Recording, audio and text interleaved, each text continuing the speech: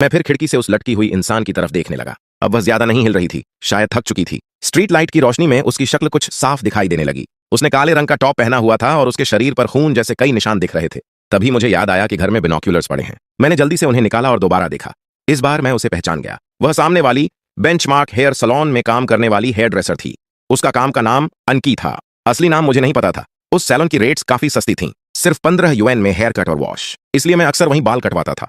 अनकी की हल्की सुनहरी डाइड हेयर थी। उम्र मुश्किल से 20-22 साल होगी। वह बहुत धीरे और शांति से बात करती थी और बाकी हेयर ड्रेसर्स की तरह बेवजह लगातार बातें करके इरिटेट नहीं करती थी, इसलिए वह मुझे ठीक लगती थी।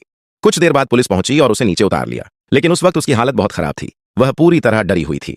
पुलिस ने उसे एक कोट ओढ़ा दिया था, मगर वह कुछ बोल नहीं रही थी, बस चुपचाप बैठी थी, जैसे सदमे में चली गई हो। अनकी के शरीर पर खून से कई अजीब सिंबल्स बनाए गए थे। वे किसी टेढ़े मेढ़े अरबिक नंबर्स जैसे दिख रहे थे, लेकिन साथ ही ऐसे लग रहे थे जैसे लोहे की चेन्स उसके पूरे शरीर को लपेटे हुए हों। पुलिस ने पूरे इलाके को तुरंत सील कर दिया और बाद में मेरे कमरे पर आकर मुझसे भी पूछताछ की। मैंने जो कुछ देखा था सब सच सच बता दिया, बस गॉड सिम्युलेटर और डीमन रिचुअल वाली बात छिपा ली। जब तक बयान खत्म हुआ रात के 2 बज चुके थे, लेकिन एनर्जी स्टाफ हाथ में होने की वजह से मुझे बिल्कुल नींद नहीं आ रही थी। मैं वापस कमरे में आया और फ्लावर पॉट में बैठे कैक्टस सर्वेंट की तरफ देखा। क्या तुम पहले कभी हमारी दुनिया में आए हो? कैक्टस सर्वेंट ने तुरंत सिर झुका लिया। हे महान भगवान, यह पहली बार है जब आपका विनम्र सेवक आपके डिवाइन वर्ल्ड में आया है। मुझे फॉरेस्ट गॉड ने जीवन दिया था, लेकिन उनका डिवाइन वर्ल्ड आपके संसार जैसा नहीं था। वहां हर जगह सिर्फ पानी ही पानी था। मैं बहुत छोटा और तुच्छ हूं। गॉड्स की दुनिया कैसी होती है, इसे समझना मेरे लिए असंभव है। मैंने फिर पूछा, फॉरेस्ट गॉड दिखते कैसे थे? कैक्टस सर्वेंट कांप उठा। उन्हें सीधे देखना संभव नहीं था, बिल्कुल आपकी तरह। मैं सिर्फ उनकी एक धुंधली छाया देख पाता था। इतने महान अस्तित्व का असली रूप शब्दों में बताना असंभव है। धीरे धीरे मैंने उससे काफी जानकारी निकलवाई। उसका कोई नाम नहीं था। वह फॉरेस्ट गॉड द्वारा बनाए गए अनगिनत कैक्टस सर्वेंट्स में से सिर्फ एक था। उसकी पूरी जिंदगी मंदिर में सफाई और छोटे मोटे काम करते हुए बीती थी। बाद में फॉरेस्ट गॉड ने इन सर्वेंट्स को ब्लेसिंग के रूप में पिक्सल वर्ल्ड में भेज दिया, लेकिन फिर कभी उन्हें वापस नहीं बुलाया। समय के साथ मंदिर टूटता गया और आखिरकार फॉरेस्ट गॉड के मरने के बाद पूरी श्राइन बर्बाद हो गई। कैक्टस सर्वेंट भी उसी खंडहर के नीचे दब गया। बहुत साल बाद फॉरेस्ट ट्राइब के लोग जब जंगल में मशरूम खोद रहे थे तब उन्हें वह मिला। लेकिन एक खास बात थी, सिर्फ गॉड्स ही कैक्टस सर्वेंट्स को एक्टिवेट कर सकते थे। पिक्सल लोग उन्हें कभी उनकी असली फॉर्म में वापस नहीं ला सकते थे। मैं कुछ देर उसे देखता रहा, फिर मुस्कुरा कर बोला, अगर तुम फॉरेस्ट गॉड की छोड़ी हुई चीज हो तो आज से तुम्हारा नाम शाओयान होगा। कैक्टस सर्वेंट तुरंत झुक गया, जैसे उसे यह नाम बहुत पसंद आया हो। अगला दिन ऑफिस में छुट्टी का समय करीब था, तभी सहकर्मी बातें करने लगे। सुना क्या, वो पागल आदमी फिर दिखाई दिया, और इस बार भी जू यूएन कम्युनिटी में। मैंने कहा था ना वहां खतरा है। अच्छा हुआ तुम रात में अकेले नहीं गए, वरना अगर उस साइकोपैथ से सामना हो जाता तो। उनकी बात सुनकर मुझे फेंग जाए की याद आई। शुक्रिया कहने के लिए मैंने उसके लिए छोटा केक और कॉफी ऑर्डर कर दी। ऑफिस खत्म होते ही मैं शेयर्ड इलेक्ट्रिक स्कूटर लेकर तेज रफ्तार में घर की तरफ निकल पड़ा। बस से कहीं तेज था, ना ट्रैफिक की टेंशन, ना डिलेज। शॉर्टकट लेते हुए मैं सीधा घर पहुंचा। दरवाजा खोलते ही मैं बिना समय गंवाए सीधे कंप्यूटर के सामने जाकर बैठ गया। जब मैंने गेम खोला तब तक पिक्सल वर्ल्ड में सर्दी खत्म हो चुकी थी। सारी बर्फ गायब हो गई थी और उसकी जगह जमीन पर हरी घास और छोटे छोटे नए पौधे उगाए थे। गार्लिक ट्राइब के लोग लगातार नई जमीन साफ करके खेती बढ़ा रहे थे, जबकि फॉरेस्ट ट्राइब के लोग फिर से जंगलों में शिकार करने निकल पड़े थे। सबकी जिंदगी वापस सामान्य हो गई थी। स्क्रीन पर दूर दूर तक फैले व्हीट फील्ड्स को देखकर मुझे भी अजीब सी खुशी हो रही थी। प्रॉफिट और शमन मंदिर के बाहर खड़े आपस में बात कर रहे थे। उनके सिर पर बार बार स्माइल इमोजी उभर रहे थे, जैसे वे किसी महत्वपूर्ण बात पर सहमत हो रहे हों। तभी उनकी बातचीत के टेक्स्ट दिखाई देने लगे। शामन बोला, फॉरेस्ट ट्राइब के पूर्वज कभी फॉरेस्ट गॉड के फॉलोअर्स थे, लेकिन वह सिर्फ बुजुर्गों की कहानियों में बची हुई बात है। कहा जाता है कि वह पिछले युग की बात थी, जब फॉरेस्ट गॉड अभी जीवित थे। तब यह जंगल दुनिया के आधे हिस्से तक फैला हुआ था। उस समय सारे जानवर फॉरेस्ट ट्राइब के दोस्त थे, यहां तक कि भयानक डीमंस भी सर्वेंट्स बनाकर वश में कर लिए गए थे। हर इंसान लंबी उम्र जीता था, पेड़ों के साथ सह अस्तित्व में रहता था और गॉड्स द्वारा दी गई शक्ति का उपयोग करता था। लेकिन अब वह समय इतना दूर हो चुका है कि हमें खुद नहीं पता कि उन कहानियों में कितना सच है। पिछले शामन के समय से ही हमारा ट्राइब भोजन की कमी से जूझ रहा है। सर्दियां और ठंडी होती जा रही हैं, जानवर कम होते जा रहे हैं और डीमन फॉलोअर्स जंगल में घूमने लगे हैं। ये जंगल धीरे धीरे मर रहा है। फिर शमान कुछ पल चुप रहा और गंभीर आवाज में बोला, मेरे दोस्त, अब हमें एक कठिन फैसला लेना होगा। हम जंगल छोड़कर याओ गॉड के मंदिर के पास बसना चाहते हैं। क्या याओ गॉड हमें स्वीकार करेंगे? यह सुनते ही प्रॉफिट के सिर पर एक्सक्लेमेशन मार्क चमका, फिर बल्ब जल उठा। जो भी सच्चा बिलीवर होगा उसे याओ गॉड का संरक्षण मिलेगा। गार्लिक ट्राइब तुम्हारा स्वागत करती है। अगले ही पल स्क्रीन पर नोटिफिकेशन उभरी। गार्लिक ट्राइब और फॉरेस्ट ट्राइब का विलय हो गया है। फेथ में वृद्धि हुई। ब्लेसिंग पूरी तरह दुनिया में समा गई। वीट अब इस दुनिया का हिस्सा बन चुका है। मैंने तुरंत ऊपर फेथ काउंटर की तरफ देखा। फेथ सीधे 69 से बढ़कर 237 हो चुका था। पॉपुलेशन भी 38 से उछलकर 186 हो गई थी। मैं खुशी में हवा में मुट्ठी लहराए बिना नहीं रह सका। आखिरकार शुरुआती इन्वेस्टमेंट और पेशेंस का फल मिल गया था। दोनों ट्राइब्स के मर्ज होने के बाद फॉरेस्ट ट्राइब के लोग धीरे धीरे जंगल छोड़कर गार्लिक ट्राइब के पास बसने लगे। वे भी अब हट्स बना रहे थे, खेत तैयार कर रहे थे और व्हीट ऑफ गार्लिक उगाना सीख रहे थे। दूसरी तरफ फॉरेस्ट ट्राइब के हंटर्स अभी भी अपना पुराना काम कर रहे थे। वे नियमित रूप से जंगल में जाकर शिकार करते और मीट लेदर लेकर लौटते। धीरे धीरे गालिक ट्राइब के लोग भी लेदर वेस्ट पहनने लगे। अब दोनों ट्राइब्स के लोगों में फर्क करना लगभग असंभव हो गया था। नई गालिक ट्राइब तेजी से प्रॉस्पर कर रही थी, लेकिन तभी वह हीरो ब्रदर्स फिर मुसीबत में फंस गए। पता नहीं कब वे दोनों जंगल के पश्चिमी हिस्से में बहुत दूर तक चले गए थे, जहां घने जंगल पहाड़ों से मिलते थे। अचानक दोनों हीरोज तेजी से ट्राइब की तरफ भागते दिखाई दिए। उनके सिर पर वार्निंग मार्क्स चमक रहे थे। दुश्मन, जंगल में दुश्मन है, अटैक! दोनों हीरोज की वार्निंग मिलते ही पूरा ट्राइब अलर्ट हो गया। प्रॉफिट और शामन के नेतृत्व में सारे हंटर्स ने अपने वुडन स्पीयर्स उठा लिए। जल्द ही पश्चिमी जंगल से दुश्मन बाहर आए। वे जंगली लोग थे, शरीर पर एनिमल स्किन्स, हाथों में स्टोन एक्सेस। उनकी संख्या सिर्फ 10-15 थी, लेकिन वे बेहद खतरनाक थे।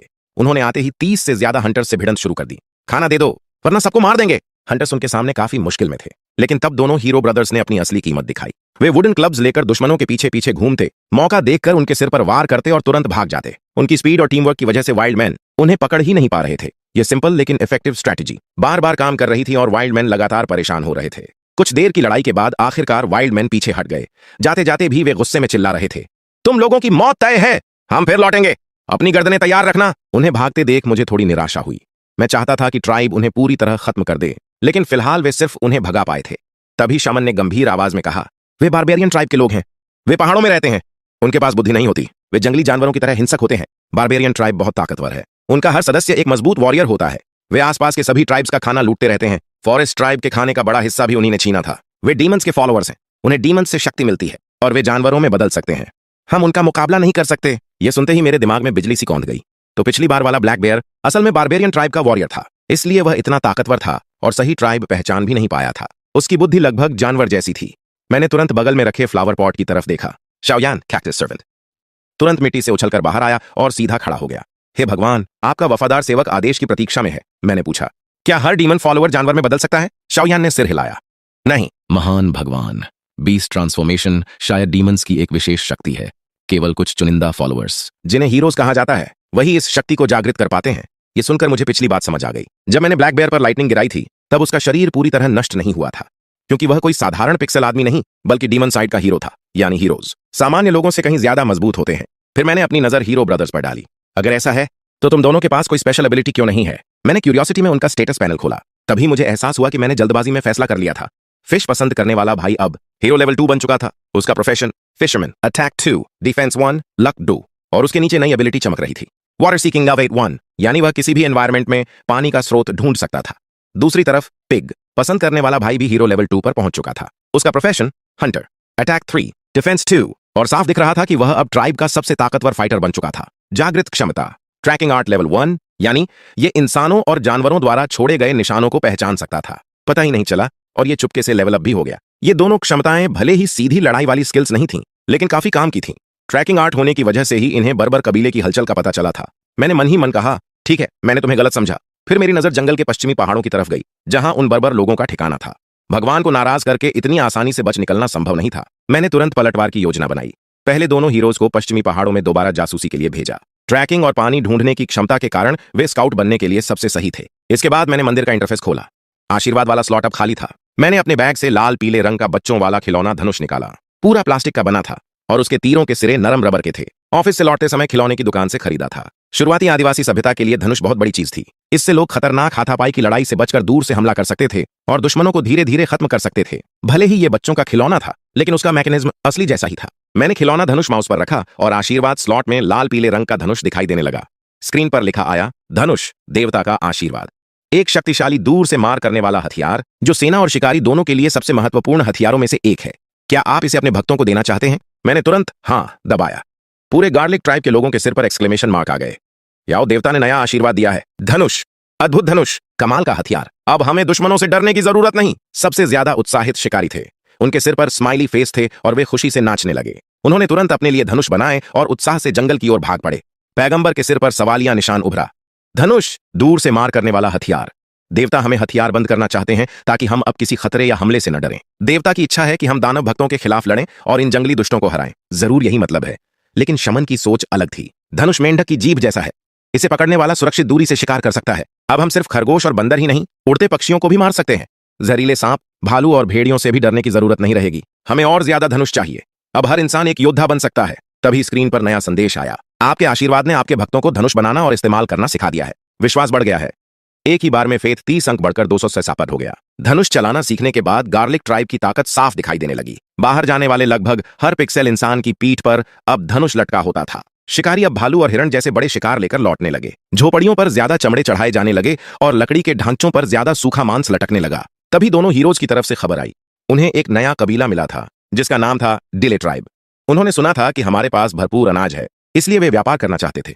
बर्बर कबीला तो नहीं मिला, लेकिन यह एक बड़ा अनएक्सपेक्टेड डिस्कवरी था। मैंने दोनों भाइयों को वापस बुलाया और वे डिले ट्राइब के लोगों को साथ लेकर लौटे। आने वाले दो लोग लिनन के कपड़े पहने हुए थे और पीठ पर कपड़े के बैग टांगे हुए थे। उन्हें देखकर ही अमीर व्यापारी जैसा एहसास हो रहा था। आते ही उन्होंने पैगंबर और शमन से व्यापार की बात शुरू कर दी। डिले ट्राइब हमेशा अलग अलग कबीलों से व्यापार करता है।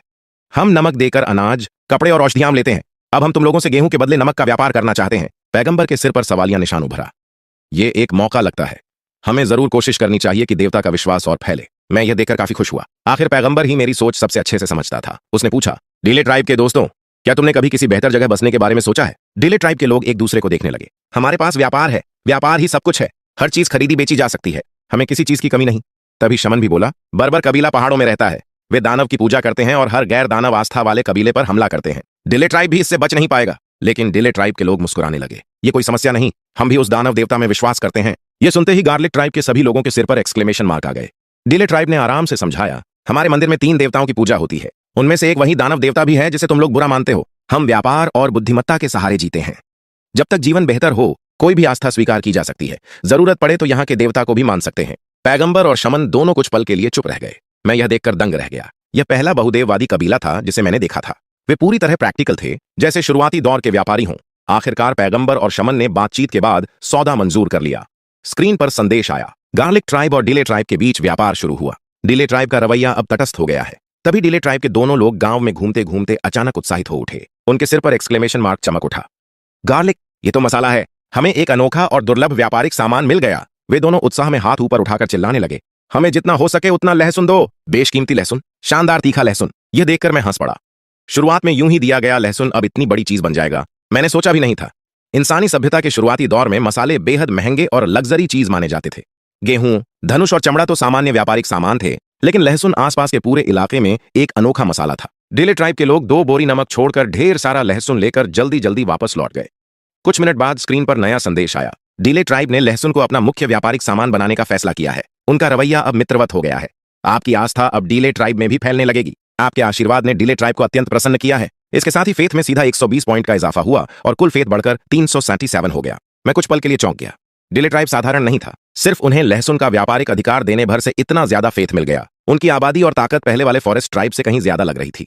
फिर मुझे एहसास हुआ कि यह स्वाभाविक था। जो कबीला 3 अलग अलग देवताओं के बीच आराम से संतुलन बना सकता हो, उसके पास जरूर जबरदस्त ताकत होगी। अगर वे कमजोर होते तो बर्बर कबीला उन्हें कब का खत्म कर चुका होता। आधी रात के करीब गार्लिक ट्राइब पर बर्बर लोगों ने दूसरी बार हमला कर दिया। 25 जंगली योद्धा जानवरों की खाल पहने और पत्थर की कुल्हाड़ियां लेकर पश्चिमी जंगल से टूट पड़े। लेकिन इस बार हालात अलग थे। गार्लिक ट्राइब के शिकारी पहले से तैयार थे। उन्होंने रक्षा पंक्ति समेट ली और दोनों हीरोज की कमान में दूर से तीरों की बारिश शुरू कर दी। बर्बर योद्धाओं के पूरे शरीर में तीर धंस गए। ऐसा लग रहा था कि उन्होंने पहले कभी धनुष बाण के खिलाफ लड़ाई नहीं लड़ी थी। वे सिर्फ अपनी खाल और शरीर के भरोसे आगे बढ़ रहे थे। आखिरकार जब वे शिकारियों तक पहुंचे, तब तक केवल 6-7 लोग ही बचे थे। संख्या में भारी बढ़त और धनुष के फायदे के कारण बर्बर पूरी तरह हार गए। कुछ मारे गए, कुछ भाग निकले और गार्लिक ट्राइब ने 4 बर्बर योद्धाओं को बंदी बना लिया। पैगंबर ने उनसे पूछताछ शुरू की, तुम्हारा कबीला कहां है? हम कभी धोखा नहीं देंगे। जिस दानव की तुम पूजा करते हो वो क्या है? हम महान देवता के भक्त हैं। तुम सब विधर्मी मरोगे। तुम लोगों की कुल संख्या कितनी है? हम कभी धोखा नहीं देंगे। चारों ने कुछ भी बताने से इनकार कर दिया। तब अनुभवी शमन ने दूसरा तरीका अपनाया। तुम्हारी बहादुरी और वफादारी ने हमारा सम्मान जीता है, लेकिन तुम हार चुके हो। वापस जाओगे तो तुम्हें अपने दानव और अपने ही कबीले से सजा मिलेगी। यहाँ पेट भरने के लिए गेहूं है, ज्यादा ताकतवर धनुष है, स्वादिष्ट लहसुन है, सूखा मांस है और नमक भी। अगर तुम गार्लिक ट्राइब में शामिल हो जाओ तो यह गद्दारी नहीं होगी, क्योंकि तब तुम महान याओ देवता की शरण में आ जाओगे। उनके संरक्षण में कोई दानव तुम्हें नुकसान नहीं पहुंचा सकेगा। चारों योद्धा कुछ देर चुप रहे, फिर उनके सिर पर एक्सक्लेमेशन मार्क उभर आए। गार्लिक ट्राइब में शामिल हो जाओ, गार्लिक ट्राइब में शामिल हो जाओ। शमन सच में लोगों को पहचानने में माहिर था। इसके बाद उन चारों ने सब कुछ उगल दिया। उनका कबीला पश्चिमोत्तर पहाड़ों में एक विशाल गुफा के पास था। कुल आबादी 82 लोगों की थी, जिनमें से 40 लड़ने लायक योद्धा थे। गुफा के पास एक मूर्ति थी, जानवरों की खाल पहने एक देवता की, जिसका नाम था बीस्ट डिवोरिंग गॉड। वह देवता उनसे जीवित बलि मांगता था और जानवरों की खाल उतारने को कहता था। इसलिए कबीले को लगातार लूटपाट और शिकार करना पड़ता था। कबीले में 2 बीस्ट ट्रांसफॉर्मेशन हीरोज पैदा हुए थे। उनमें से एक फॉरेस्ट ट्राइब पर हमले के दौरान गायब हो गया, जबकि दूसरा अभी भी कबीले में मौजूद था। मजेदार बात यह थी कि कुछ ही देर पहले जो लोग दुश्मन, दानव, कभी विश्वासघात नहीं चिल्ला रहे थे, वहीं अब आराम से पक्ष बदल चुके थे। उन्होंने जानवरों की खाल उतारकर चमड़े की जैकेट पहन ली, धनुष उठाए और बड़ी आसानी से गार्लिक ट्राइब में घुल मिल गए। मुझे सबसे ज्यादा हैरानी इस बात की हुई कि वह दानव देवता अपने कबीले को चलाना जानता ही नहीं था। वह बस अपने अनुयायियों को लगातार शिकार और लूटपाट करवाकर फेथ इकट्ठा करता रहता था। उसके लोगों की जिंदगी कैसी है, इससे उसे कोई मतलब नहीं था। लेकिन अब धनुष मिलने के बाद बर्बर कबीले का खतरा काफी कम हो चुका था। फिलहाल मेरी सबसे बड़ी प्राथमिकता थी फेथ बढ़ाना। यह एक तरह का रणनीतिक संसाधन था, जितना ज्यादा हो उतना बेहतर। दूसरी बार का हमला रोकने के बाद गार्लिक ट्राइब में स्थिरता आने लगी। डीले ट्राइब लगातार लोग भेजकर लहसुन और धनुष खरीदने लगा। बदले में वे नमक, औषधियाम और खेती के औजार बेचते थे। उन्होंने तो यहां एक लकड़ी का मकान बनाकर स्थायी दुकान तक खोल दी। व्यापार और संपर्क बढ़ने के साथ धनुषधारी शिकारी और दूर तक जाने लगे। गार्लिक ट्राइब में बाहर से और लोग आकर बसने लगे। आबादी बढ़कर 247 हो गई और फेथ 448 तक पहुंच गया। एक ही दिन में इतना फेथ बढ़ने से मेरे मन में दबा हुआ विचार फिर जाग उठा। मंदिर में मौजूद एपोस्टल को बदलने के लिए 500 फेथ चाहिए थे। अब सिर्फ 52 अंक कम थे। अगर थोड़ा और इंतजार करूं तो एनर्जी स्टाफ और कैक्टस सर्वेंट हर घंटे 2 फेथ की स्थायी बढ़ोतरी दे ही रहे थे। शायद काम बन जाए। लेकिन अगले दिन सुबह 8:30 बजे जब मैं ऑफिस जाने निकला, तब भी फेथ 459 पर अटका हुआ था। पूरे दिन मेरा ध्यान काम में नहीं लगा। कल वीकेंड था और मेरा बस चलता तो तुरंत घर भागकर सिम्युलेटर के सामने बैठ जाता। एनर्जी स्टाफ थकान मिटा देता था, लेकिन जैसे ही उससे दूर होता, शरीर की सारी मांसपेशियों का दर्द और थकावट वापस लौट आती। वह किसी शक्तिशाली स्टिमुलेंट की तरह था। कुछ समय तक ऊर्जा बनाए रखता, लेकिन इंसानी शरीर की सीमा नहीं बदल सकता था। आखिर नींद अभी भी जरूरी थी। मैं लगातार मंदिर में पड़े उस एपोस्टल के बारे में सोच रहा था। क्या वह सच में इतने बड़े निवेश के लायक था? आखिर वह फॉरेस्ट गॉड का खास सेवक था। शियाओ यान जैसा एक छोटा कैक्टस सर्वेंट भी इतना उपयोगी निकला था, तो एपोस्टल निश्चित ही उससे कहीं ज्यादा खास होगा। सबसे बड़ी बात यह थी कि मुझे नया एपोस्टल बनाने का कोई दूसरा तरीका नहीं मिला था। फिलहाल यही एकमात्र रास्ता था। जैसे तैसे ऑफिस की छुट्टी का समय आया, तभी बॉस ने अचानक नया काम दे दिया। मुझे 20 किलोमीटर दूर किसी बड़े आदमी को कॉन्सर्ट की टिकट पहुंचानी थी। जब तक मैं वापस घर पहुंचा, रात के 8 बज चुके थे। मैं पसीने से भीगा हुआ था, लेकिन कुछ भी सोचे बिना सीधे कंप्यूटर के सामने जा बैठा। फेथ अब 79 हो चुका था। ज्यादातर बढ़ोतरी जादुई वस्तुओं की वजह से हुई थी, क्योंकि आबादी का बढ़ना अब बहुत धीमा पड़ चुका था। इसलिए मैं पहले नहाने चला गया, फिर खिड़की के पास जाकर रात की ठंडी हवा लेने लगा और गली के स्ट्रीट लाइट को देखा। आज वहां कोई लटका हुआ नहीं था, जो कि नॉर्मल बात थी। अगर हर कुछ दिन में कोई ना कोई लटका मिले, तो वो डेमन प्लेयर सीधे पूरी पुलिस सिस्टम को चैलेंज कर रहा होता। मैं वापस कंप्यूटर के सामने आया। फेथ वैल्यू 501 दिख रही थी। मैंने टेम्पल इंटरफेस खोला और अपोस्टल वाले आइकन पर क्लिक किया। इसे रिवाइव करके आपके टेम्पल का अपोस्टल बनाने के लिए बहुत ज्यादा फेथ पावर चाहिए। क्या आप 500 फेथ पॉइंट्स खर्च करना चाहते हैं? मैंने माउस ऑप्शन पर रखा, लेकिन तुरंत क्लिक नहीं किया और पास रखे कैक्टस से पूछा, शियाओ यान, एक अपोस्टल को रिवाइव करने में इतना ज्यादा फेथ लगता है क्या? अपोस्टल हर गॉड का सबसे इंपॉर्टेंट सहायक होता है, इसलिए यह पूरी तरह वर्थ है। लेकिन इस कॉफिन वाली अपोस्टल को मैं नहीं जानता। मुझे नहीं पता इसकी क्या एबिलिटी है। तुम फॉरेस्ट गॉड के सारे अपोस्टल्स को जानते हो? हाँ, मुझे चीफ अपोस्टल फॉरेस्ट साहब याद हैं। वो बहुत पावरफुल थे, फॉरेस्ट स्पिरिट्स को समन कर सकते थे। बाकी अपोस्टल्स को मैंने कभी नहीं देखा। मैं टेढ़ी नजर से कैक्टस को देखते हुए बोला, मतलब तुम सिर्फ एक को ही जानते हो? शियाओ यान घबरा गया। गॉड सामा! मेरा मतलब सिर्फ इतना था कि मैं इस वाली को नहीं पहचानता। हर अपोस्टल की अलग पावर होती है। कोई बैटल में एक्सपर्ट होता है तो कोई इन्वेस्टिगेशन में, लेकिन एक अपोस्टल जरूरी होता है। आपको भी दुनिया में चलने वाला एक रिप्रेजेंटेटिव चाहिए। मैं दोबारा स्क्रीन की तरफ मुड़ा। ठीक है, करते हैं। जैसे ही मैंने क्लिक किया, फेथ वैल्यू सीधा गिरकर सिर्फ 1 रह गई। पिक्सल वर्ल्ड में नोटिफिकेशन आया, सोई हुई अपोस्टल ने आपकी पुकार सुन ली है। आपकी फेथ पावर ने उसके टूट चुके शरीर और सूख चुकी आत्मा को रिपेयर कर दिया है। वह मौत के सागर से तेजी से रिवाइव हो रही है। अपोस्टल फॉरेस्ट सोर्ड सुये आपकी इच्छा का पालन करेगी, आपके डिवाइन ऑर्डर्स को एग्जीक्यूट करेगी और आपकी फेथ की ज्वाला के लिए लड़ेगी। पत्थर का कॉफिन टूटकर बिखर गया। धूल हटने के बाद एक काले रोब में लिपटी हुई लड़की सामने दिखाई दी। सुये की आंखों पर काली पट्टी बंधी हुई थी। उसके समुद्र जैसे हरे लंबे बाल पीछे बंधे थे। उसका शरीर फिर से नरम और जिंदा जैसा हो गया था और चेहरे की सारी दरारें गायब हो चुकी थीं। वो मंदिर में एक घुटने पर बैठकर मेरे सामने झुक गई। उसकी लंबी काली चोगा जमीन पर फैली हुई थी। वो मूर्ति की तरफ नहीं बल्कि स्क्रीन के सामने बैठे मेरी तरफ देख रही थी।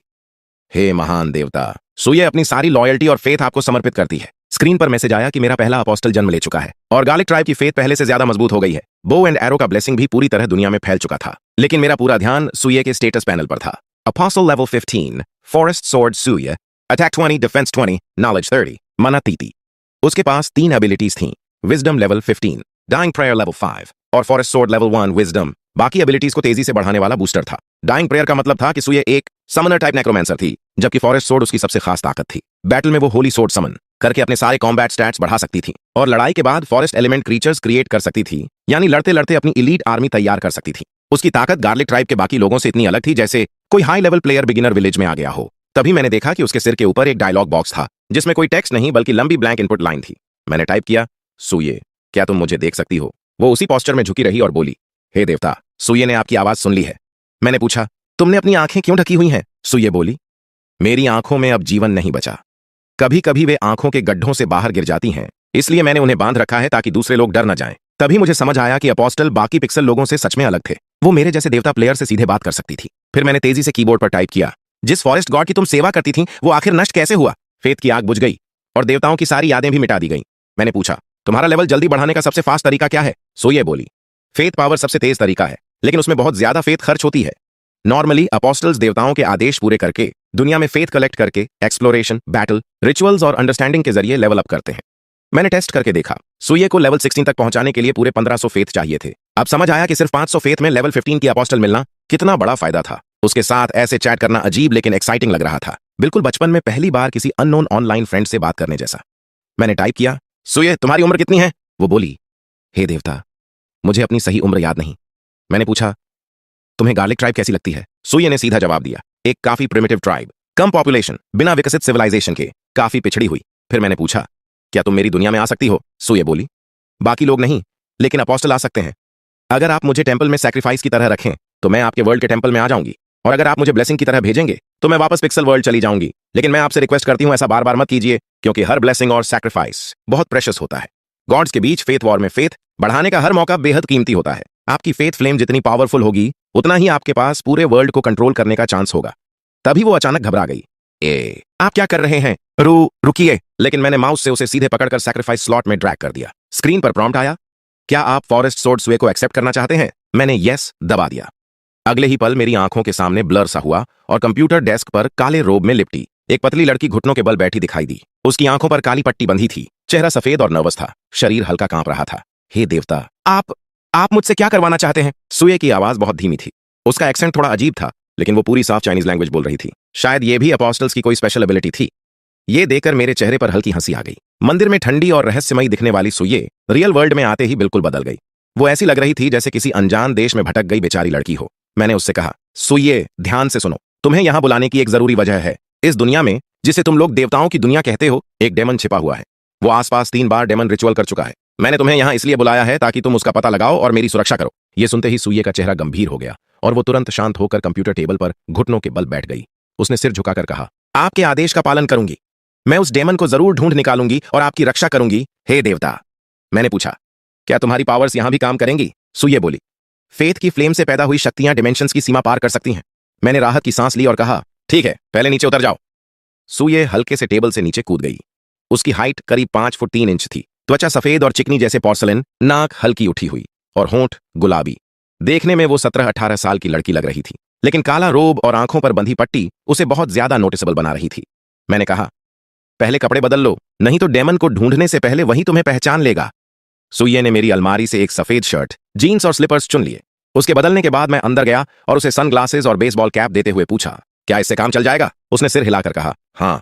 अब उसका लुक काफी स्टाइलिश स्ट्रीट फैशन जैसा लग रहा था, हरे बाल, काला चश्मा और कैप के साथ। हालांकि गेम में ट्राइब की प्रोग्रेस बहुत जरूरी थी, लेकिन रियल वर्ल्ड में मेरी खुद की सेफ्टी सबसे पहले थी। अब सुये का सबसे बड़ा काम मेरी सिक्योरिटी बन चुका था। सिमुलेटर के बारे में थोड़ा समझने के बाद मुझे एहसास हो गया था कि गॉड्स के बीच की लड़ाई बेहद खतरनाक होती है। फॉलन गॉड्स मतलब हार चुके गॉड्स। अगर कोई डीमन प्लेयर मुझे ढूंढ लेता तो वो मुझे कैद करके फेथ फार्म करने का टूल बना देता। जो लोग आम इंसानों को पकड़कर रिचुअल कर रहे थे, उन्हें अब कानून की भी परवाह नहीं थी। कैक्टस सर्वेंट शाओयान घर साफ करने में तो अच्छा था, लेकिन लड़ाई में बेकार। सुये के साथ रहने से मेरी सेफ्टी काफी बढ़ गई थी। अगले दिन संडे था। मैंने उससे पूछा, क्या तुम सच में मेरे साथ बाहर चलोगी? सुये ने बिना हिचक जवाब दिया, मेरे देवता, आपके आसपास डेमन छिपे हो सकते हैं। आपकी सुरक्षा के लिए मुझे हर समय आपके साथ रहना होगा। बाहर जाकर खाना खरीदना जरूरी है, लेकिन सस्पिशियस लोगों से दूरी रखना भी उतना ही जरूरी है, वरना डेमन खाने में जहर मिलाकर या रिचुअल के जरिए हमला कर सकता है। उसकी बात सही थी, लेकिन सुये को साथ लेकर बाहर जाना अपने आप में नई मुसीबतें भी ला सकता था। मैंने उससे कहा, अब मैं तुम्हारे लिए एक सिंपल बैक स्टोरी बनाता हूं। तुम्हारा नाम अभी भी सुये ही रहेगा। तुम एक छोटे देश से आई हो। हमारे परिवार वाले एक दूसरे को जानते हैं, इसलिए हम बचपन से मिले हुए हैं। तुम बचपन से चीनी भाषा बोल सकती हो। तुम्हारी उम्र 18 साल है और तुम इस शहर में घूमने और छुट्टी मनाने आई हो। बाहर मुझे लीन याओ कहकर बुलाना, और अगर किसी सवाल का जवाब ना पता हो तो बस चुप रहना। सुये ने सिर झुकाकर कहा, जी। तैयारी पूरी होने के बाद मैं उसे लेकर बाहर निकला। सबसे पहले उसके लिए जूते खरीदने गए क्योंकि उसके छोटे पैर मेरे जूते में फिट नहीं हो सकते थे। मॉल में उसे एक कैनवास शू पहनाकर देखा और मैं उसके लिए कुछ सस्ते कपड़े भी लेना चाहता था, लेकिन वो बार बार मना करती रही। उसने गंभीर चेहरे से कहा, लिन याओ, मैं खुद कपड़ा काट कर कपड़े बना सकती हूँ। पहले हमेशा ऐसे ही करती थी। जूते भी चमड़े और कपड़े से बन जाते हैं, या फिर पूरे शरीर को एक कपड़े से ढक लो, रात में वही कंबल बन जाता है। उसकी सीधी सादी बातों और मासूम चेहरे को देखकर मुझे थोड़ा बुरा लगा। लगता था कि सालों बाहर रहकर एक प्रेरित दूध की जिंदगी भी आसान नहीं होती। बाद में हम सब्जियों वाले सेक्शन में गए जहां मैंने काफी सारा मांस, आलू, चावल और नूडल्स खरीदे, लगभग आधे महीने का राशन। तभी पीछे से किसी ने आवाज लगाई, लिन याओ। मैं पलटा तो देखा फांग दीदी थी अपने मंगेतर के साथ। दोनों ट्रॉली में हॉटपॉट का सामान भर रहे थे। मैंने मुस्कुराकर कहा, आप लोग भी खरीदारी करने आए हैं?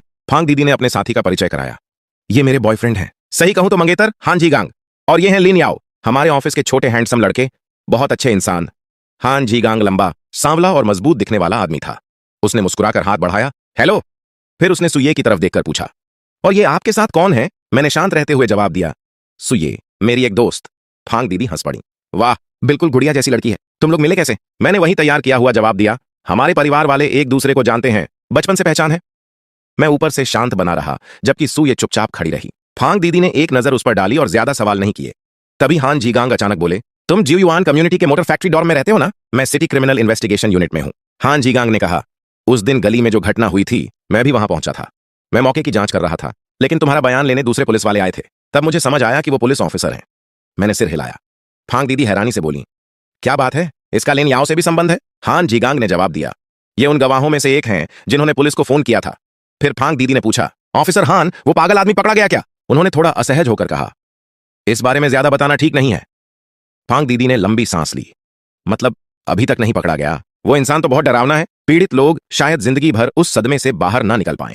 नियमों की वजह से हान जीगांग ज्यादा कुछ नहीं बोल सके, बस इतना कहा, हम उसे जरूर कानून के हवाले करेंगे। उनसे अलग होने के बाद मैं और सू ये ढेर सारे सामान के बैग लेकर टैक्सी से वापस अपार्टमेंट लौट आए। सामान जमाने का काम मैंने श्याओयान को दे दिया और खुद तुरंत कंप्यूटर के सामने बैठकर सिम्युलेटर चलाने लगा। सू ये मेरे पास बैठकर स्क्रीन देख रही थी। उसने धीरे से कहा, तो लोअर वर्ल्ड हाई वर्ल्ड से ऐसा दिखाई देता है। मैंने हंसकर कहा, बहुत ऊंचाई से देखने पर हर इंसान चींटी जैसा ही लगता है, बस नजरिए का फर्क है। सो ये कुछ सोचने लगी। ऊपर से वो शांत बैठी थी, जैसे सिर्फ गेम देख रही हो, लेकिन असल में कमरे की हर छोटी आवाज और हलचल पर नजर रख रही थी। तभी मैंने पूछा, सुये, अगर मैं तुम्हें यहां बुला सकता हूं तो क्या मंदिर के जरिए बाकी कबीले वालों को भी इस दुनिया में ला सकता हूं? उसने तुरंत गंभीर होकर कहा, कृपया ऐसा कभी मत कीजिए, ये बहुत खतरनाक है। लोअर वर्ल्ड के जीव जब हाई वर्ल्ड में आते हैं तो यहां मौजूद रहने की बुनियादी संरचना ना होने की वजह से नियमों की ताकत उन्हें तोड़ मरोड़ देती है। अगर उन्हें देवता की विश्वास अग्नि का संरक्षण ना मिले तो उनका शरीर और रूप हमेशा के लिए बदल जाता है और आखिर में वे डरावने राक्षस बन जाते हैं। फिर उसने समझाया, सिर्फ एपोस्टल ही थोड़े समय के लिए यहां रह सकते हैं क्योंकि उनके अंदर देवता द्वारा दी गई विश्वास की अग्नि का बीज होता है, लेकिन लंबे समय तक रहने पर उन पर भी असर पड़ता है। अब मुझे समझ आया कि असली दुनिया ही हाई वर्ल्ड है और पिक्सेल वाली दुनिया लोअर वर्ल्ड। मैंने पीछे काम कर रही कैक्टस लड़की की तरफ इशारा किया, तो फिर श्याओयान पर असर क्यों नहीं होता? सुये ने कहा, उसका मामला अलग है। कैक्टस सेवक मूल रूप से हाई वर्ल्ड में पैदा हुए थे और बाद में देवताओं ने उन्हें लोअर वर्ल्ड में भेजा। ऊपर से वो बहुत साधारण जीवन रूप हैं, इसलिए आसानी से अलग अलग माहौल में ढल जाते हैं। मैंने फिर पूछा, तुम यहां कितने दिन रह सकती हो? सुये ने शांत स्वर में जवाब दिया, करीब 15 दिन। उसके बाद आपको मुझे जरूर वापस भेजना होगा, वरना नियमों की ताकत मुझे भी विकृत कर सकती है। मैं अजीब रूप ले सकती हूं, शायद राक्षस भी बन जाऊं। मैंने पूछा, अगर वापस भेजने के बाद फिर बुलाऊं तो? उसने सिर हिलाकर कहा, उससे कोई दिक्कत नहीं होगी, लेकिन बेहतर होगा कि मैं कम से कम 3 दिन लोअर वर्ल्ड में रहूं ताकि मेरा शरीर और अस्तित्व फिर से संतुलित हो जाए। अब मुझे पूरी बात समझ आ गई। ये कुछ फोन चार्ज करने और वैक्सीन लेने जैसा था। अगर सू ये इस दुनिया में बहुत ज्यादा समय तक रहती तो उसके बदलकर राक्षस बनने का खतरा था, लेकिन अगर वो समय समय पर वापस लोअर वर्ल्ड जाती रहे तो उसका रूप स्थिर रह सकता था। सारी तैयारी खत्म करने के बाद मैं फिर सिम्युलेटर पर लौट आया। स्क्रीन के ऊपर दाईं तरफ लिखा था, जनसंख्या 264, विश्वास 21, लहसुन कबीले की आबादी। मेरी उम्मीद से काफी धीमी गति से बढ़ रही थी। ऐसा नहीं था कि लोग बच्चे पैदा नहीं कर रहे थे, बच्चे काफी जन्म ले रहे थे, लेकिन ज्यादातर बचपन में ही मर जाते थे। शुरुआत में बच्चों के बचने की दर 10% से भी कम थी, अब जाकर लगभग 30% हुई थी। बच्चों की मौत की वजह सिर्फ खराब सुविधाएं नहीं थीं, सबसे बड़ी समस्या डॉक्टरों की कमी थी। पूरे कबीले में सिर्फ एक ही डॉक्टर था, शामन। वही अकेला पूरे कबीले का इलाज संभाल रहा था। शामन लेवल 2 का था, पहले शिकारी रह चुका था और उसके पास लेवल 2 की हीलिंग शक्ति थी। इस दुनिया में नई जिंदगी जन्म लेती थी तो पुरानी जिंदगी खत्म भी होती थी। घायल लोग इलाज न मिलने से मर जाते, बूढ़े लोग धीरे धीरे खत्म हो जाते। मरने वाले पिक्सेल लोगों को जंगल में दफनाया जाता ताकि वे धरती और प्रकृति में लौट जाएं। ये पुरानी फॉरेस्ट ट्राइब की परंपरा थी जिसे नए गार्लिक ट्राइब ने भी जारी रखा था। सर्दी खत्म होते ही एक बेहद भयंकर गर्मी का मौसम आ गया। पूरी स्क्रीन हल्की पीली रोशनी से भरी हुई थी और घास सूखकर पीली पड़ चुकी थी। पूर्व की नदी का जलस्तर गिर गया था और कबीले के सारे लोग गर्मी से परेशान होकर सिर से धुआं निकलने जैसे हालत में थे। दिन में वे घरों में छिपे रहते और सिर्फ सुबह या शाम को खेती और शिकार के लिए बाहर निकलते। सूखा और तेज धूप लगातार बढ़ते गए तो लोग फिर मंदिर के चारों तरफ जमा होकर प्रार्थना करने लगे, हे याव देव, कृपया हमें बारिश दीजिए। अगर ऐसे ही गर्मी रही तो गेहूं और लहसुन सब सूख जाएंगे और हम सब मर जाएंगे।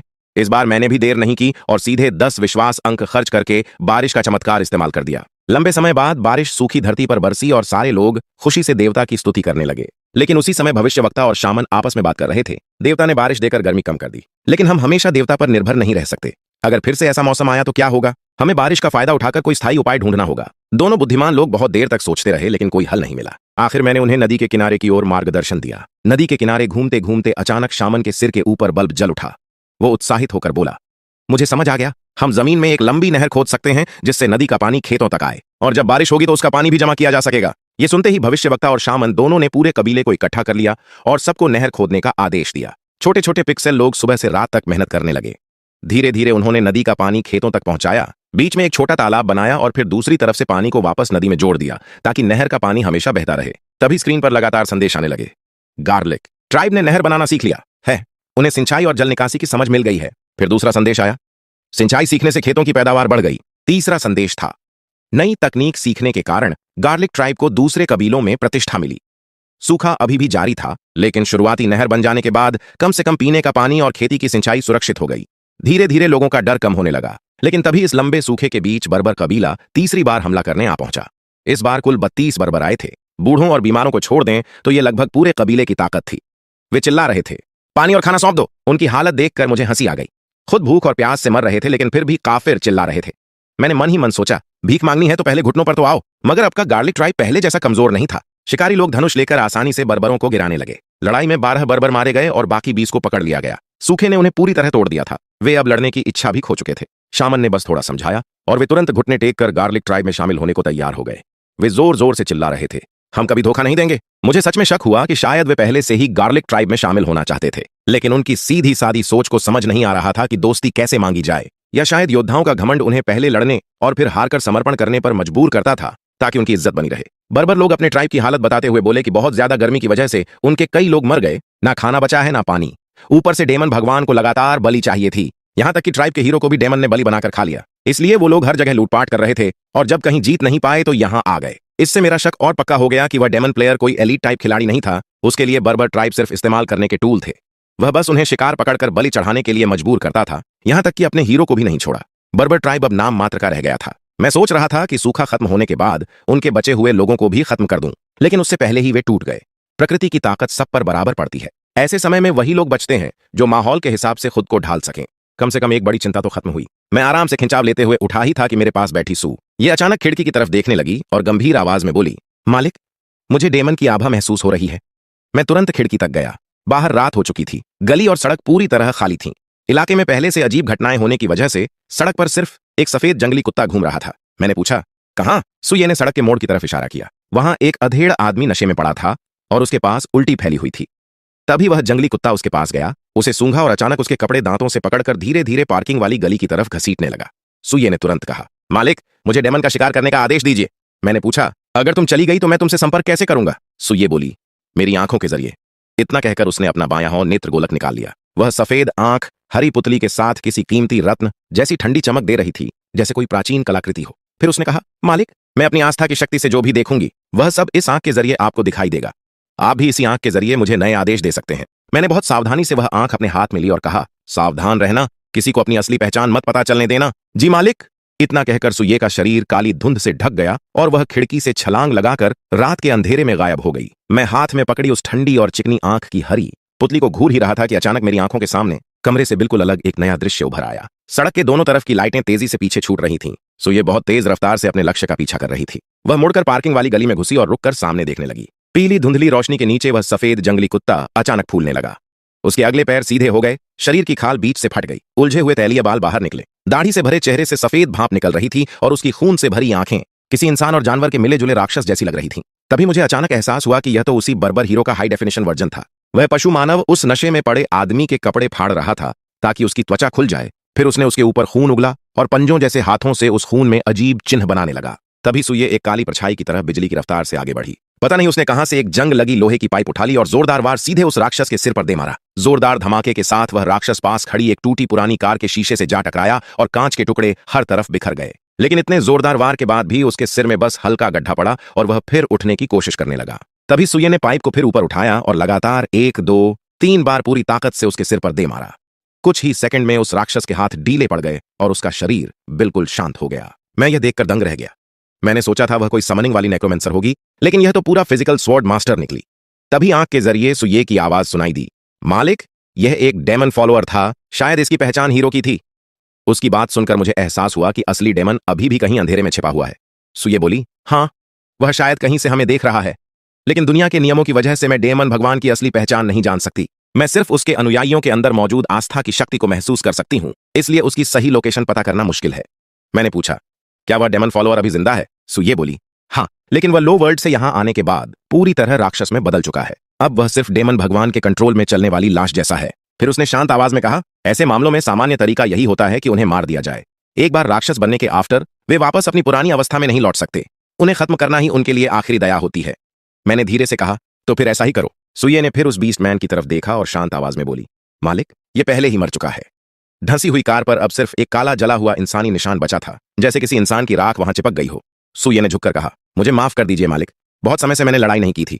मैंने खुद को रोकने की पूरी कोशिश की, लेकिन वो बहुत कमजोर था। मेरी इतनी सी ताकत भी उसके लिए जानलेवा बन गई। कृपया मुझे सजा दीजिए। मैंने सांस छोड़ते हुए कहा, छोड़ो, वैसे भी नतीजा यही होना था। तभी अचानक मेरी नजरों के सामने का दृश्य जोर से हिलने लगा और अगले ही पल सब कुछ रुक गया, जैसे किसी ने वीडियो पॉज कर दिया हो। सुये, सुये, लेकिन कोई जवाब नहीं आया। उसका शरीर बिल्कुल स्थिर हो गया था और उसकी नजर अब सिर्फ सामने की स्ट्रीट लाइट पर टिकी हुई थी। मुझे तुरंत समझ आ गया कि शायद उस डेमन प्लेयर ने कोई चाल चल दी है। मैं शांत रहकर हालात देखने लगा और सोचने लगा कि क्या करना चाहिए। तभी एक मास्क पहना हुआ इंसान नजर आया। उसकी हुडी उसके आधे चेहरे को छिपा रही थी। वह हंसते हुए बोला, आखिरकार तुझे पकड़ ही लिया। तूने मुझे बहुत ढूंढवाया, छिपने में काफी माहिर है ना। फिर उसने ठंडी आवाज में कहा, अब तेरी फेथ फायर में ले जाता हूं। तभी अब तक जमी खड़ी सुये अचानक बिजली की तरह हरकत में आई और उसने सामने वाले की कलाई कसकर पकड़ लिया। सामने वाला डर से कांप उठा। नामुमकिन, बीस्ट ट्रांसफॉर्मेशन रिचुअल तो शुरू हो चुका था, तेरे पास अभी भी होश कैसे है? उसने घबराकर पूछा। तू आखिर है कौन? सुये ने आंख के जरिए मुझसे पूछा। मालिक, क्या इस डेमन को खत्म कर दूं? आमतौर पर यही तरीका होता है। मैंने तुरंत कहा, रुको, पहले सोचने दो, इसकी हुडी हटाओ। सुये ने उसका हुड खींचकर उतार दिया। अंदर से सुनहरे बालों वाली एक जवान लड़की का चेहरा सामने आया। वो हेयर ड्रेसर एनजी थी। वह हैरानी और डर से सुये को घूर रही थी। उसकी आंखों में उलझन साफ दिख रही थी। अब जब सुये उससे सवाल पूछ रही थी, एनजी बिना किसी हिचकिचाहट के सब बताने लगी। शायद उसे पता था कि अब उसके पास कोई सौदेबाजी करने का मौका नहीं बचा, या फिर उसे फर्क ही नहीं पड़ता था। मुझे जल्दी ही पूरी सच्चाई समझ आ गई। एनजी ने जानबूझकर खुद को पीड़ित दिखाया था ताकि अपनी असली पहचान छिपा सके। उसने बर्बर कबीले के हीरो को असली दुनिया में बुलाकर बीस्ट रिचुअल करवाया था, जिसमें लोगों के कपड़े उतारकर उनके सिर पर ब्लड कर्स लगाया जाता और फिर उन्हें लटका दिया जाता था। उस रिचुअल का शिकार बनी लड़की और डिलीवरी बॉय दोनों आम इंसान नहीं थे, बल्कि सिम्युलेटर प्लेयर्स थे। इस पूरे रिचुअल की असली चाबी एक छोटा सा बीस्ट टोटम था, जो उस बर्बर हीरो के माथे में लगा हुआ था। जो भी लंबे समय तक उस टोटम को देखता, उसकी समझ, याददाश्त और होश धीरे धीरे खत्म होने लगते। तभी एनजी के चेहरे पर अचानक गुस्सा उभर आया। एनजी गुस्से से भरकर बोली, तुम जैसे हाई लेवल प्लेयर आखिर सेफ जोन में कैसे रह सकते हो? वो कमेटी वाले भी कमाल हैं। हम जैसे नॉर्मल प्लेयर्स को ही दबाते रहते हैं, लेकिन तुम लोगों को देखकर अनदेखा कर देते हैं। क्या कोई इंसाफ बचा भी है? मेरी बात मानकर सुये पूरे समय चुप रही और खुद को किसी रहस्यमयी एक्सपर्ट की तरह पेश करती रही। ज्यादा बोलने से गलती होने का खतरा था, इसलिए चुप रहना ही सबसे सुरक्षित तरीका था। एनजी की आंखों में सुये के लिए जलन और ईर्ष्या साफ दिख रही थी। उसने धीरे से अपनी जेब से 3 चीजें निकाली और बोली, जीतने वाला राजा होता है और हारने वाला हार मानता है। ये बात मैं समझती हूँ। इस बार मेरी किस्मत खराब थी जो मैं तुम लोगों से टकरा गई। अब मेरे पास बस यही बचा है। उसने कड़वी हंसी के साथ कहा, मैं भी पहले क्रॉलिंग जोन तक पहुंच चुकी हूं, लेकिन एक कमीने ने मेरा वंडर नष्ट कर दिया और मैं फिर से सेफ जोन में गिर गई। मैं बस बीस्ट रिचुअल का इस्तेमाल करके थोड़ा एक्स्ट्रा फेथ कमाना चाहती थी ताकि जल्दी वापस जा सकूं। फिर उसने थके हुए चेहरे से कहा, अब मेरे पास सिर्फ एक बर्बर ट्राइब बची थी, वो भी सूखे की वजह से खत्म हो गई। अब मारना है या छोड़ना है तुम्हारी मर्जी। वैसे भी कमेटी पहले ही मेरे पीछे पड़ी हुई है। मैंने शांत आवाज में कहा, खुद जाकर सरेंडर कर दो, यहीं इस मामले को खत्म करते हैं। एनजी ने बिना झिझक अपना फोन निकाला और सीधे पुलिस को कॉल कर दिया। हेलो पुलिस, वही लड़की बोल रही हूं जिसने लोगों को लटकाया था। हाँ वही। मैं सरेंडर करना चाहती हूं। मेरा नाम एनजी है। मैं 9 युआन कम्युनिटी के नानपू अपार्टमेंट बिल्डिंग 3 रूम 701 में रहती हूं।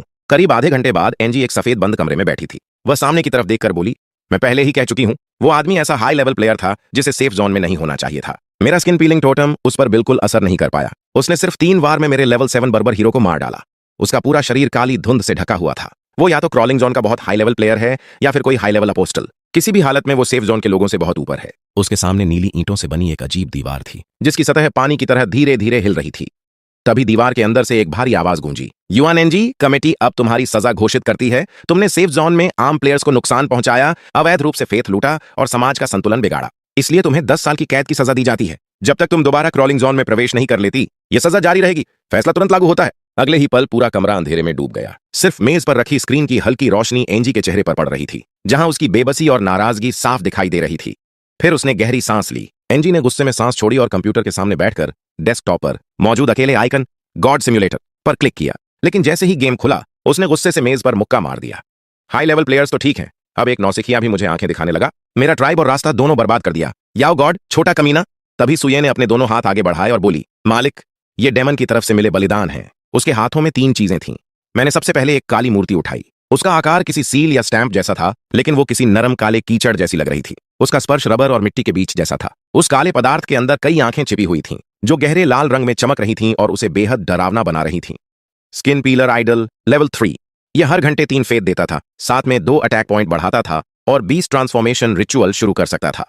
उसकी शक्ति किसी जीवित बलि की समझ, याददाश्त और होश को छीनकर उसे खतरनाक स्किन पीलिंग मॉन्स्टर में बदल देती थी, जिससे फेथ हासिल किया जा सकता था। तभी मुझे समझ आया कि एंजी क्यों कह रही थी कि वो इससे एक्स्ट्रा फेथ कमाती थी। असल में वो दूसरे प्लेयर्स को उस रहस्यमयी स्किन पीलर के हवाले करके फेथ हासिल कर रही थी। यह मूर्ति किसी स्पेशल कॉन्सेप्ट अटैक की तरह काम करती थी। पहले जिन 2 प्लेयर्स पर हमला हुआ था, उन्हें शायद कभी अंदाजा भी नहीं हुआ होगा कि असली खतरा वो बीस्ट मैन या ब्लड कर्स नहीं, बल्कि यही छोटी सी दिखने वाली मूर्ति थी। सबसे डरावनी बात यह थी कि इस आइडल का लेवल भी बढ़ सकता था, यानी यह लगातार मजबूत होने वाली ग्रोथ टाइप आइटम थी। मैंने मूर्ति नीचे रखी और दूसरी चीज उठाई। वो किसी अजीब हड्डी से बनी सीटी थी, जिसका रंग पीला पड़ चुका था और वह काफी पुरानी लग रही थी। Evil bone whistle. यह हर घंटे 2 फेथ देती थी। इसे फूंकने वाला इंसान अपनी अक्ल खो चुके मॉन्स्टर्स और जानवरों को कंट्रोल कर सकता था। इसकी ताकत समझना आसान था। स्किन पीलर आइडल और बोन व्हिसल साथ मिलकर बिल्कुल 1 + 1 > 2 जैसा कॉम्बिनेशन बनाते थे। पहला इंसान या जीव को राक्षस बनाता था और दूसरा उस राक्षस को अपना गुलाम बना लेता था। अब मुझे समझ आया कि एनजी पहले क्यों कह रही थी कि वो उसका कुत्ता बन जाएगी। वो मजाक नहीं कर रही थी, बल्कि सच बता रही थी। आखिर में मैंने तीसरी चीज उठाई। वो एक चिट्ठी थी जिस पर लाल मोम की सील लगी हुई थी। हल्का सा खींचते ही वो खुल गई और अंदर से 2 पीले पड़े पुराने कागज निकले। Drifting letter. यह हर घंटे 1 फेथ देता था और इसके साथ 2 इस्तेमाल करने लायक पत्र थे, जिन पर संदेश लिखा जा सकता था। गिफ्ट की शक्ति से एक खास प्रकार का खत लॉर्ड डायमेंशन में किसी स्पेसिफिक व्यक्ति तक भेजा जा सकता है और रिसीवर उसे आसानी से समझ भी लेता है। इससे पहले जब ब्लैक बियर ने कबीले पर हमला किया था, तब लाश के अंदर से जो खत मिला था वो इसी आइटम का असर था। बारबेरियन कबीले के लोग बहुत मजबूत और मस्कुलर होते हैं, लेकिन उनकी गवर्नेंस और बुद्धि कमजोर होती है। और जो एनहांस्ड बारबेरियन हीरो होते हैं, उनका शरीर तो और भी शक्तिशाली होता है, लेकिन वो लगभग बिना समझ वाले जानवर जैसे बन जाते हैं। इसलिए वो खत समझ भी लें तब भी उन्होंने गलत जगह पर हमला कर दिया। मैंने सोचा, स्किनर आइडल के बीस्ट ट्रांसफॉर्मेशन रिचुअल का पैटर्न मेरे डेवलपमेंट स्ट्रैटेजी के बिल्कुल ऑपोजिट है। भले ही फेथ लेना जल्दी तरीका है, लेकिन असल में ये मुझे स्किनर्स के लिए काम करवाकर उनके लिए ही हेट क्रिएट करने जैसा है। लेकिन ये एक्सेसरी के तौर पर ठीक है, कम से कम +2 स्ट्रेंथ तो मिलती है। सुए, ये चीज तुम्हें यूज करनी है। कोशिश करना बीस्ट ट्रांसफॉर्मेशन रिचुअल का इस्तेमाल मत करना, इसे बस ऑर्नामेंट की तरह पहनना। जी महान देव। और ये ईविल बोन विसल भी तुम्हें दे रहा हूं। ये दोनों एक कॉम्बो है, इन्हें सुई को देना सबसे सही रहेगा। वैसे जो आइटम्स काम के नहीं है, उनका क्या किया जाए? महान देव, उन्हें सीधे टेंपल की फायर में यानी फेथ फ्लेम में डालकर जला दो, उससे कुछ फेथ मिल जाएगा। 3 लूट आइटम्स में से मैंने ड्रिफ्टिंग लेटर अपने पास रख लिया। ये चीज एनकी के हाथ में यूजलेस थी क्योंकि बारबेरियन ट्राइब में कोई स्कॉलर नहीं था, लेकिन मेरे लिए ये एक यूजफुल कंज्यूमेबल बन गई। इसकी मदद से मैं डायरेक्टली प्रॉफिट्स और शामन्स को मैसेज भेज सकता था। बीच के इनडायरेक्ट प्रोसेस की जरूरत नहीं पड़ेगी। मेरा मूड अच्छा हो गया। सबसे पहले मैंने अंधेरे में छुपे डीमन एनकी को पकड़वाकर बिगेस्ट सिक्योरिटी थ्रेट खत्म कर दिया। भले ही वो फिर भागने की कोशिश करे, अब मुझे उसकी असली आइडेंटिटी पता है और उसे मेरी नहीं पता। पहले एनिमी हिडन था और मैं विजिबल, अब एनिमी विजिबल है और मैं हिडन हूं। एडवांटेज मेरे पास है। फिर मुझे 3 हाई वैल्यू लूट मिले और सिर्फ 6 फेथ पर आवर की फिक्स्ड इनकम ने ही मुझे हंसा दिया। इसके साथ कैक्टस फॉलोवर और एनर्जी स्टाफ मिलाकर टोटल 8 पर आवर हो गया, यानी एक दिन में 192 फेथ। पहले फेथ की कमी रहती थी और मिरेकल्स सोच समझकर यूज करने पड़ते थे, लेकिन अब आराम से बारिश भी करवा सकता हूं और जिसे चाहूं उसे लाइटनिंग भी मार सकता हूं। लेकिन सिम्युलेटर पर वापस जाने से पहले एक और जरूरी सवाल था। सुये, तुमने अपनी कोई भी एबिलिटी यूज क्यों नहीं की? हे देवता, मरते समय की प्रार्थना मेरी माना को कंज्यूम कर देती है और इतने कमजोर दुश्मनों के खिलाफ उसे यूज करना वर्थ नहीं है। और फॉरेस्ट सोर्ड का क्या? लड़ाई का टारगेट बहुत वीक था, इसलिए फॉरेस्ट सोर्ड का इफेक्ट ट्रिगर ही नहीं हो पाया। मैं थोड़ा डिसअपॉइंटेड हुआ और अपनी आंख सुये को वापस दे दी। उसने बहुत नेचुरली उस आई को उठाकर अपने गॉगल्स के नीचे आई सॉकेट में फिट कर लिया। फिर मैं वापस सिमुलेशन पर फोकस करने लगा। मैं भले ही अंकी जैसे रियल इंसान को सीधे मार नहीं सकता था, लेकिन उसके बारबेरियन ट्राइब पर बहुत हार्ड एक्शन लेने की हिम्मत मेरे अंदर थी, और वो भी काफी ज्यादा।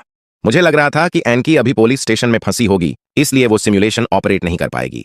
मैंने सीधे मिरेकल मेन्यू खोला और अर्थक्वेक सिलेक्ट किया, लेकिन इसके लिए पार्टी फेथ चाहिए थे और मेरे पास सिर्फ ड्वेंट फेथ थे, इसलिए यूज नहीं कर सका। समय बहुत क्रिटिकल था, डिले करने का कोई फायदा नहीं था। मैंने जल्दी से एक पेन उठाया और ड्रिफ्टिंग लेटर पर लिख दिया, बारबेरियन ट्राइब का फेथ वाला डीमन खत्म हो चुका है, इस मौके को मत छोड़ो। तुरंत उस बारबेरियन ट्राइब को कॉन्कर करके मर्ज करो और थ्रेट खत्म करो। फिर मैंने उस लेटर को माउस पर रख दिया। क्या आप ये ड्रिफ्टिंग लेटर अपने फॉलोअर को देना चाहते हैं? हाँ। पहले की तरह इस बार छोटे पिक्सल लोगों को एहसास भी नहीं हुआ कि कोई डिवाइन ब्लेसिंग आई है। लेटर हवा में फ्लोटिंग होकर पिक्सल वर्ल्ड में चला गया। मैंने उसे ड्रैग करके सीधे प्रॉफिट पर डाल दिया। प्रॉफिट के ऊपर एक एक्सक्लेमेशन मार्क आया। डिवाइन रेवलेशन, बारबेरियन ट्राइब का डीमन डिफीट हो चुका है। प्रॉफिट और शमन तुरंत एक्शन में आ गए। गार्लिक ट्राइब ने 30 एलीट हंटर्स भेजे, जिनमें 2 हीरोज थे। वो तेजी से माउंटेन एरिया में गए और बारबेरियन ट्राइब का लोकेशन ढूंढ लिया। वहां छोटा सा ट्राइब था, सिर्फ 20-25 लोग बचे थे। सब जमीन पर बेहोश पड़े थे और उनके ऊपर ग्रे गोस्ट लाइक स्टेटस दिख रहा था, बहुत वीक हालत में। अगर गार्लिक ट्राइब अटैक भी न करती तो भी वो कुछ दिनों में खत्म हो जाते। दोनों हीरोज ने आसानी से सभी बारबेरियन को कैप्चर कर लिया और केव के पास वाली ईवल स्टैच्यू को डिस्ट्रॉय कर दिया। इसके बाद गार्लिक ट्राइब और बारबेरियन ट्राइब मर्ज हो गए और फेथ इंक्रीज हो गया। फेथ 51 पॉइंट्स बढ़कर टोटल 71 हो गया। मैं केव की तरफ देख रहा था, जो बहुत सस्पिशियस लग रहा था, लेकिन मैंने पिक्सल लोगों को रिस्क में डालना सही नहीं समझा और तुरंत अर्थक्वेक सेलेक्ट कर दिया। 40 फेथ कंज्यूम हुआ और पूरी एरिया में माउंटेन कोलैप्स हो गया। बड़े पत्थर गिर गए और केव का एंट्रेंस पूरी तरह बरी हो गया। ऐसा करने से अगर गिरा हुआ गुफा में कोई भी असामान्य चीज होगी तो मुझे तुरंत पता चल जाएगा। स्क्रीन पर एक मैसेज आया, पास में जिस देवता का विश्वास पूरी तरह खत्म हो गया है, उसके अनुयायी अब नए देवता की तलाश शुरू करेंगे। छुट्टियां आती जाती रहती हैं, लेकिन नौकरी कभी खत्म नहीं होती। मैं अपने ऑफिस सीट पर बैठकर फाइलें व्यवस्थित कर रहा था, तभी फांग पास आकर बोली, वो छोटी लड़की सुये गुड़िया जैसी लगती है, काफी क्लासी भी है। किसी बड़े घर की बेटी है क्या? तुम दोनों शादी कब कर रहे हो? मैं पानी पीते पीते लगभग खांसी गया और बोला, हम सिर्फ दोस्त हैं। वो हंसकर बोली, छोड़ो ये नाटक, वो तुम्हारी शर्ट पहनकर तुम्हारे साथ मार्केट घूमती है, फिर वो गर्लफ्रेंड नहीं तो क्या है, नौकरानी है। मैं कहना चाहता था कि वो सच में मेरी अपोस्टल है, लेकिन बस टालते हुए बोला, नहीं ऐसा कुछ नहीं है, तुम जैसा सोच रही हो वैसा नहीं है। फैंग जी ने फिर पूछा, तो फिर कैसा? मैं बात बदलते हुए बोला, अच्छा सुनो, तुम्हारे मंगेतर हान पुलिस ऑफिसर की हाइट कितनी है? 1.87 मीटर। उसने कहा, हाँ, लंबे आदमी से सेफ्टी फील होती है। फिर उसने बताया कि वो जो क्रीपी वाला केस था वो पकड़ लिया गया है। मैंने पूछा, पकड़ लिया गया? उसने कहा, हाँ, लेकिन उसकी आइडेंटिटी थोड़ी सेंसिटिव है, इसलिए पब्लिक नहीं किया गया और हायर अथॉरिटीज को ट्रांसफर कर दिया गया है। हंजी गैंग ने ज्यादा डिटेल्स नहीं बताई, रूल्स फॉलो करने हैं। यह सुनकर मैं अंदर से चौंक गया। मतलब उसे हायर डिपार्टमेंट को सौंप दिया गया है, यानी अनकी की प्लेयर आइडेंटिटी एक्सपोज हो चुकी है और इससे यह भी क्लियर हो गया कि प्लेयर्स के लिए कोई स्पेशल ऑर्गेनाइजेशन काम कर रहा है। मतलब मेरे और एनकी के अलावा और भी लोग हैं जो इस पिक्सल वर्ल्ड में गॉड जैसे रोल्स निभा रहे हैं। अनकी की बात याद आई, जिसने सुए को हाई लेवल प्लेयर समझा था और कमिटी जैसी चीज का जिक्र किया था। मतलब उसके पीछे भी वही ग्रुप हो सकता है, लेकिन कम से कम इतना तो था कि वो पकड़ ली गई है और अभी कुछ समय तक कोई ट्रबल नहीं करेगी। तभी कोई बोला, तुम मेरे बारे में क्यों बात कर रहे हो? सुये ने कहा, मैं 20 साल से भी छोटी लगती हूँ क्या? मैं किस कंट्री की हूँ? तुम्हारे घर वाले इतने रिलैक्स्ड कैसे हैं? क्या बचपन से तय शादी है? मैंने कहा, वो अब वापस अपने घर चली गई है। वह चौंक कर बोली, तुमने उसे ऐसे ही जाने दिया? अगर वो वापस नहीं आई तो इतनी सुंदर लड़की फिर कहां मिलेगी? मैंने शांत होकर कहा, हर इंसान को अपने घर जाना ही होता है। सुये वापस पिक्सल वर्ल्ड चली गई, अपनी इच्छा से भी और उस वर्ल्ड के रूल्स की मजबूरी सी थी। ऑफिस से घर आने पर शाओयान कैक्टस चुपचाप पॉट में बैठा था, बिल्कुल एक नॉर्मल इंडोर प्लांट की तरह। गेम इंटरफेस पर दिख रहा था कि गार्लिक ट्राइब का साइज स्टेडीली बढ़ रहा था। पॉपुलेशन 303 और फेथ 200 हो चुका था। टेंपल के अंदर ब्लैक रोब पहने सुये शांति से घुटनों के बल बैठी थी और स्क्रीन के सामने खड़े मुझसे ऑर्डर्स का वेट कर रही थी। मैंने डायलॉग बॉक्स में टाइप किया, क्या ट्राइब में हाल ही में कोई एबनॉर्मल एक्टिविटी हुई है? मास्टर, सब कुछ नॉर्मल है, कोई सस्पिशियस बात नहीं है। मैंने तुम्हें बारबेरियन ट्राइब की उस कोलैप्स्ड केव की इन्वेस्टिगेशन करने को कहा था, उसका क्या रिजल्ट रहा? मास्टर, अंदर एक पैसेज था जो किसी दूसरे अननोन एरिया से कनेक्ट होता था, पर माउंटेन कोलैप्स होने की वजह से वो पूरी तरह डिस्ट्रॉय हो चुका है और अब उसे यूज नहीं किया जा सकता। मास्टर, मैं आपसे टेम्पोररीली ट्राइब से लीव लेने की रिक्वेस्ट करती हूँ। कुछ समय पहले मैंने डाइंग प्रेयर से एक अनडेड को अवेकन किया था। उसने बताया कि साउथ डेजर्ट में एक ओएसिस है जहां बीडू ट्राइब रहता है। बेडू ट्राइब भेड़ और कैमल्स पालता है। वो बहुत ब्रेव हैं और उनके पास एक ऐसा पैसेज है जो एक दूसरे प्लेन एरिया से कनेक्ट होता है। मैं उस डेजर्ट में जाकर बेडू ट्राइब को ढूंढना चाहती हूँ और उन्हें आपका बिलीवर बनाना चाहती हूँ। मुझे सुये की स्ट्रेंथ पर पूरा कॉन्फिडेंस था, तो मैंने कहा, ठीक है, जाओ। Yes master. सुये टेंपल से बाहर निकली और वेस्ट डायरेक्शन के डेजर्ट में एंटर करके अपनी एक्सप्लोरेशन जर्नी पर निकल गई।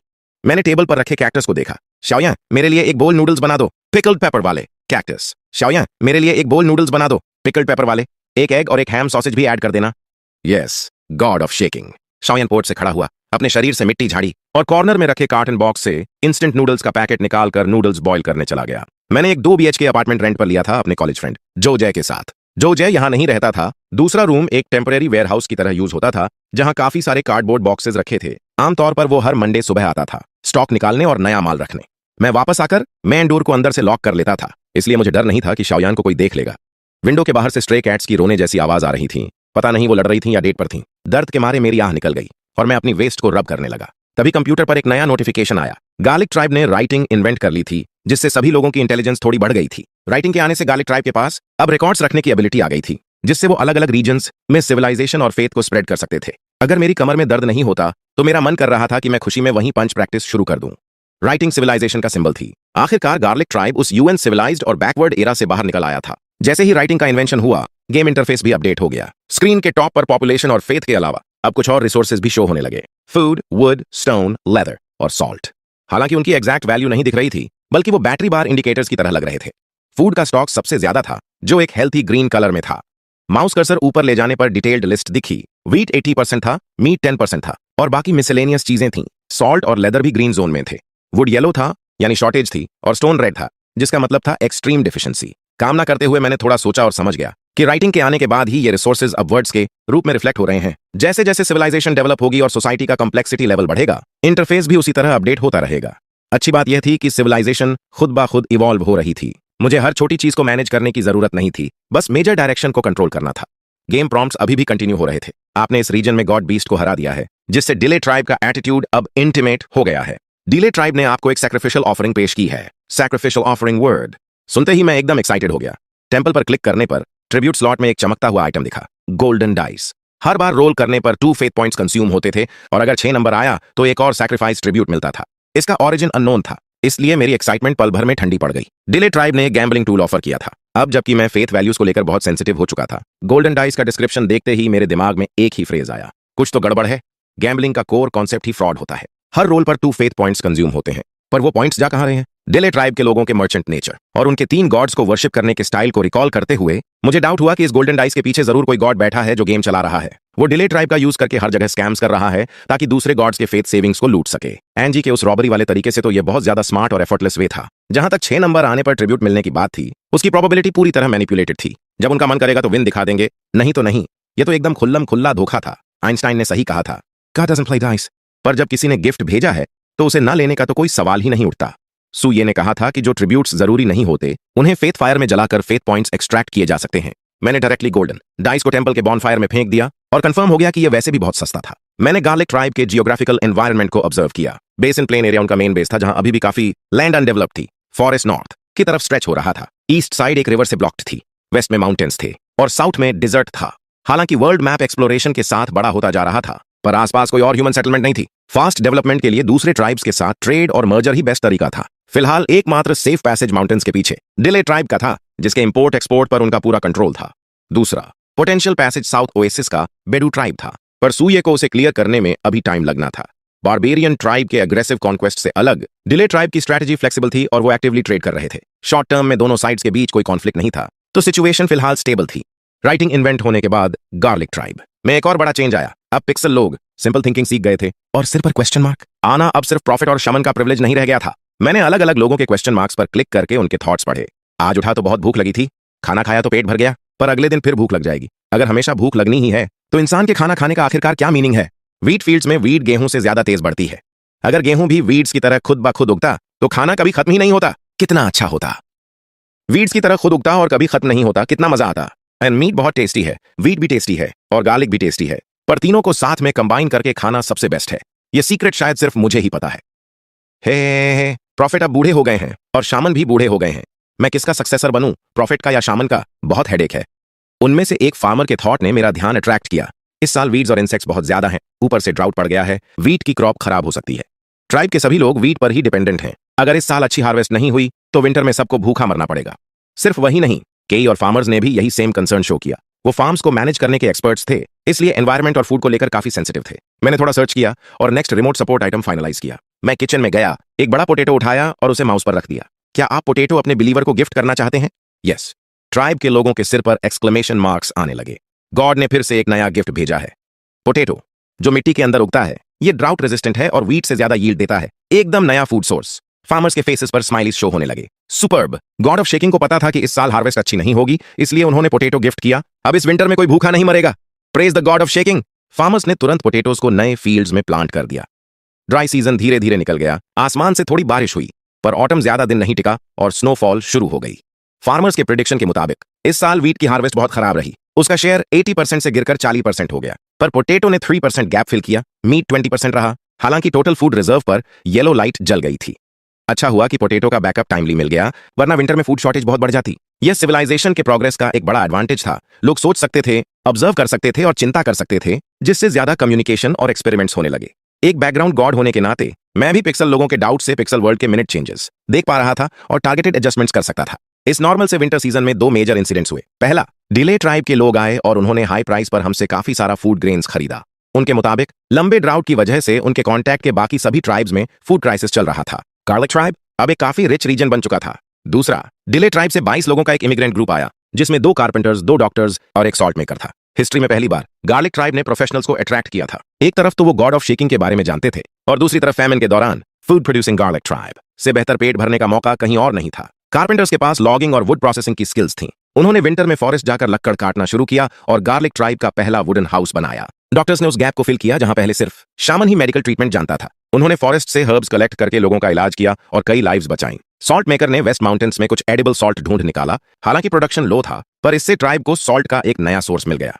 मैंने अपने लिए एक बेजिंग स्टाइल कोला निकाली, क्यूकम्बर फ्लेवर्ड चिप्स का पैकेट खोला और स्क्रीन पर ट्राइब के लोगों को मेहनत से काम करते हुए देखने लगा। मुझे ऐसा फील हुआ जैसे मैं उन्हीं का एक पार्ट बन गया हूं और मेरी अपनी बॉडी में भी एक नई एनर्जी आ गई है। मैं डाइस नहीं रोल करता, मुझे तो बस एक स्टेडी और सिक्योर हैप्पीनेस चाहिए।